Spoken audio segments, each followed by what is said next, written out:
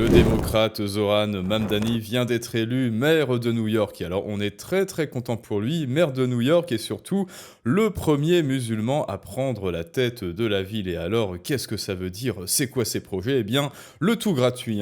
Le tout gratuit c'est Nick l'américain moyen qui va payer les bus gratuits, transport public gratuit pour les SDF, les migrants, salaire minimum, police remplacée par une sécurité communautaire. Alors ça, on sait pas trop ce que ça veut dire. Alors aussi, c'est une milice qui est formée dans le ne vous inquiétez pas, monsieur le terroriste, lâchez cette arme, monsieur le terroriste, on va discuter, je suis gentil ici, on est tous des bisounours. C'est un petit peu ça, le projet. Et vous vous dites, mais c'est pas grave, c'est les Américains, de toute manière, c'est en Amérique, ça nous regarde pas à nous la France. Ouh là là, est-ce que vous vous rappelez pas? N'est-il pas un petit peu juste de rappeler que tout ce qui est importé en France, ça provient des États-Unis avec un petit décalage de quelques années? Et oui, peut-être bien qu'un jour, dans 5 ans, après Anne Hidalgo, eh bien, on va voir le premier maire de Paris musulman, un maire pro-palestinien élu à New York. Alors allons-y les amis, qu'est-ce qui nous attend dans un futur vraiment très proche et pas si lointain que ça? Eh bien, petite analyse storytelling et comme d'habitude, comment vos gelées vous font passer des vessies pour des lanternes, l'enfer pour le paradis, on voit ça ensemble tout de suite. Et donc petit pronostic de Kim Jong-un, je pense qu'il est le mieux placé pour savoir ce qui va advenir. Hâte de voir la chute de New York avec l'islamo-gauchiste Zoran Mamdani à sa tête. Son programme, parce que oui, on va commencer par son programme tout de même, des loyers gelés, voilà. Vous vous rappelez de la loi du squat en France? Eh ben écoutez, loi anti-squat française en PLS, ici les loyers sont gelés, ce qui entraînera une pénurie des biens mis en location, comme en France. Supermarchés communaux, alors ça je pense que c'est mon préféré, les supermarchés communaux sur le modèle des épiceries soviétiques.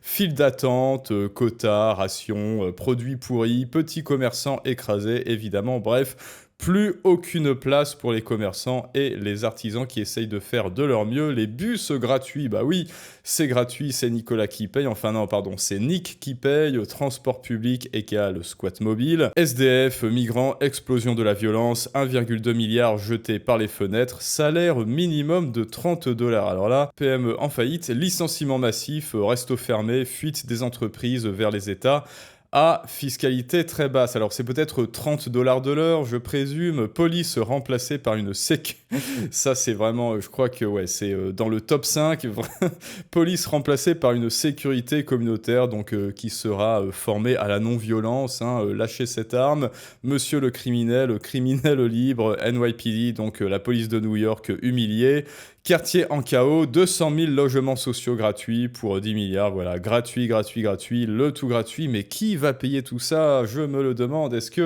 que Nicolas ne va pas migrer vers les États-Unis tellement ça a l'air d'être le nouvel Eldorado pour la ponction fiscale? Eh ben écoutez, je n'en sais rien, mais en tout cas, nous allons écouter maintenant le tout premier intéressé, à savoir, eh bien, le nouveau maire de New York lui-même, Zoran Mamdani, et après on va écouter Pascal Praud ce qu'il en pense avec son équipe. Mes amis, nous avons renversé une dynastie politique. Et alors là, faites très attention, on va le reboucler, mais faites très attention au champ lexical, au vocabulaire qu'il utilise. Nous tournons la page d'une politique qui abandonne les masses et ne sert que les privilégiés.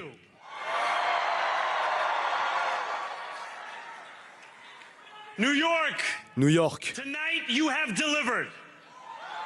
Ce soir, vous avez délivré un mandat pour le changement. Un mandat pour une nouvelle forme de politique.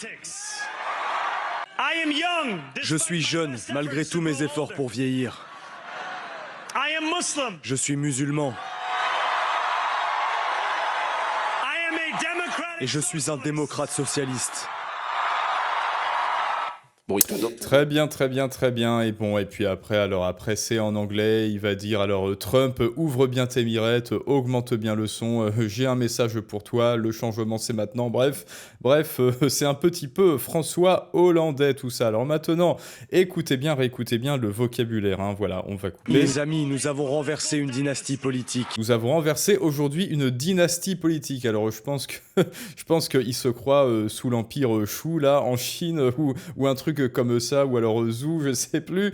Il croit qu'il s'attaque à une dynastie politique, c'est-à-dire que vous êtes censé créer une inflation antagoniste. Il crée une inflation antagoniste, c'est-à-dire il gonfle la menace, il gonfle l'homme de paille, il gonfle l'espèce de moulin à vent qu'il est en train d'attaquer. Et regardez, c'est le géant, c'est l'ennemi. Et non, non, ça n'est pas juste un homme politique, Donald Trump, ça n'est pas juste mon adversaire politique parce que c'est un républicain. Non, on s'attaque ici à une dynastie, c'est-à-dire on s'attaque au senior seat, on s'attaque à l'étoile noire, mes amis. Et ensuite, il y a une espèce de panache, d'appel à la communauté, nous sommes tous ensemble. Et ensuite, eh ben, regardez, le public est en liesse. Ouais, on a renversé ensemble, validation sociale, on a renversé ensemble la dynastie du mal, du chaos, du mauvais, des senior seats et de Dark Vador Trump. Nous tournons la page d'une politique qui abandonne les masses et ne sert que les privilégiés.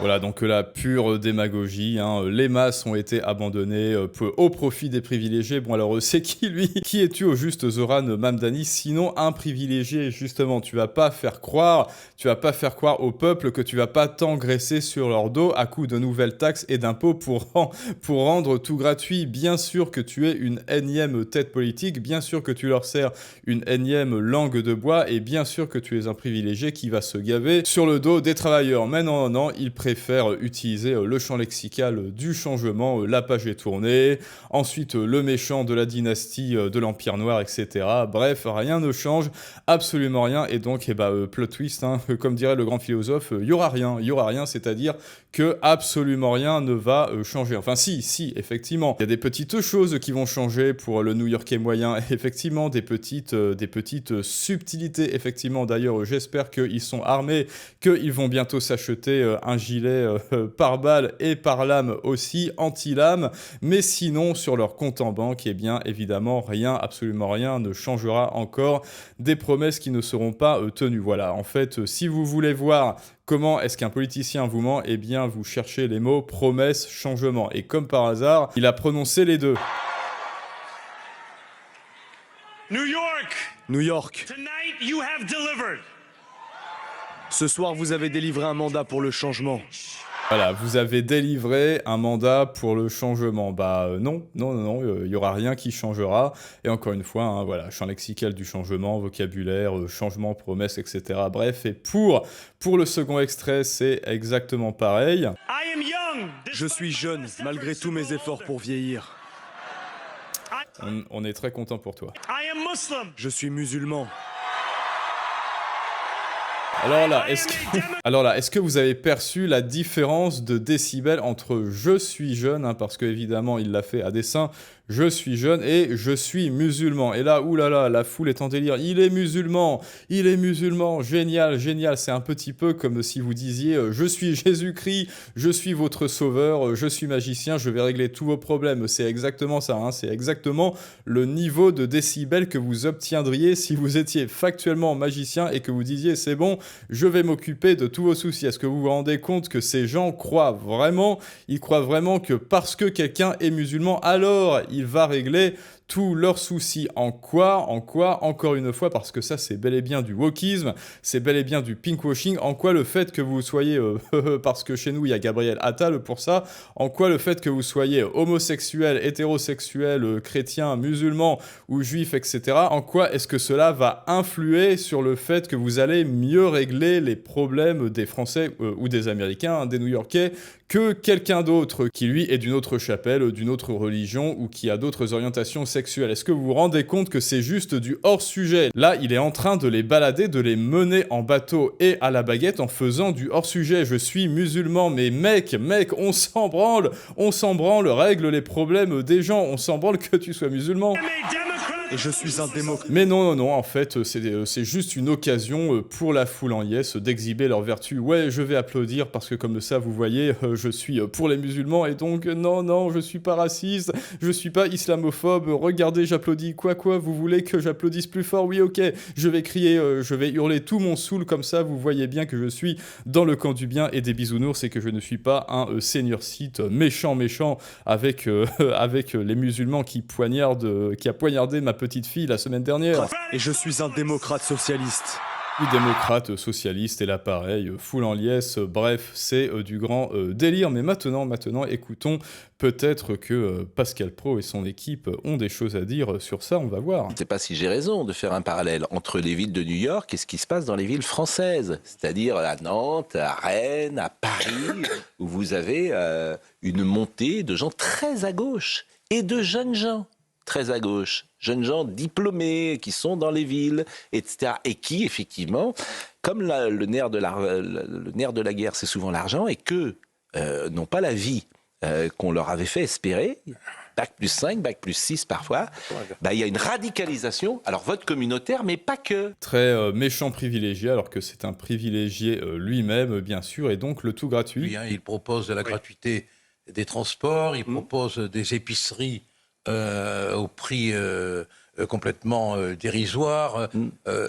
Il a vraiment fait dans ce que LFI voudrait faire et va tenter de faire dans son programme du reste. C'est-à-dire que tout est gratuit. Alors rien n'est gratuit, hein. Si c'est gratuit, c'est Nicolas le produit. Et que les bourgeois new-yorkais, les riches new-yorkais, auraient, paraît-il, d'après les études qui ont été faites, voté pour lui. Vous me direz, ça avait pensé aux aristos, qui chantaient à la lanterne. Non, les riches, je suis pas sûr. Mais en tout cas, qu'est-ce qu'on entend par riche, c'est ça. Voilà, je suis pas sûr que ce soit les riches, comme vous dites. Mais en revanche, c'est cette sauce, les jeunes. Ah, mais c'est ça, oui. Bon, évidemment, les riches, entre guillemets, ils ont voté pour lui. Mais bon, qu'est-ce que vous voulez que je vous dise? Les riches démocrates, hein, vous savez, ceux qui n'ont jamais les mains dans leur propre poche, même lorsqu'il fait très froid, même lorsqu'il fait extrêmement froid en hiver. Eh bien, c'est pareil que la LFI. Hein. Là, vous voyez, ils ont fait un parallèle avec la LFI. Peut-être que oui, peut-être qu'en 2027 ou alors dans 5 ans, peut-être qu'on aura un maire musulman exactement comme en Grande-Bretagne, exactement comme à New York, parce qu'ils n'en peuvent plus, les pays anglo-saxons, de nous apporter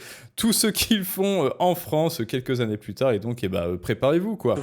Pourquoi c'est intéressant? Parce qu'on dit toujours que ce qui se passe aux États-Unis arrive chez nous. Oui. Et là, on voit bien la passerelle qui existe. Vous avez dit LFI tout à l'heure, c'est un candidat LFI. Hein. À une différence près, c'est que d'une certaine manière... Exactement, en train de dire ce que j'ai dit à l'instant. D'une certaine manière, Zoran Mamdani, son élection, c'est une réaction à l'élection de Donald Trump. Pas forcément. En France, nous n'avons pas eu... il y a eu un clivage. Je peux vous dire qu'au Parti démocrate, ils ont constaté leur échec avec Kamala Harris, ils ont totalement repensé leur stratégie. Et leur stratégie, c'est la stratégie Terra Nova. C'est d'embrasser l'aile gauche du Parti démocrate. C'est la stratégie Terra Nova. Voilà, ça répond aussi d'une certaine manière à la radicalité de Donald Trump, répond à la radicalité de démocrate. Mais c'est pour ça que ça va être la présidentielle, ça va être intéressant, parce que ceux qui seront sur cette ligne-là, il y a un écho en France. Bien sûr. Il y a un écho. Et qui l'a financé, le maire? Alors justement, il y a un écho en France, surtout de rendre le tout gratuit. Hein. Je ne sais pas si vous vous rappelez là, mais l'affiche des socialistes avec le tram gratuit, le tout gratuit, ensuite les panneaux solaires. Enfin non, pas les panneaux solaires, mais les potagers partout en haut des immeubles. Bref, écoutez les amis, je ne puis rien vous dire d'autre que préparez-vous, voilà. Hein. Préparez-vous, cela arrive en France, mais vous n'êtes pas obligé de rester en France. Remarquez, vous n'êtes pas obligé non plus de mettre à disposition toute votre épargne, tout votre trésor de guerre à la LFI et à la gauche caviar, bien sûr, qui en veut toujours plus, qui est vorace et insatiable. Et pour cela, vous le savez, il faut que vous deveniez un rebelle financier pour prendre en charge vos finances. Vous et vous seul devriez être le gestionnaire de votre bien, de votre capital, de votre argent en fait. Et ça se passe avec la masterclass Deviens un rebelle financier en description et en commentaire.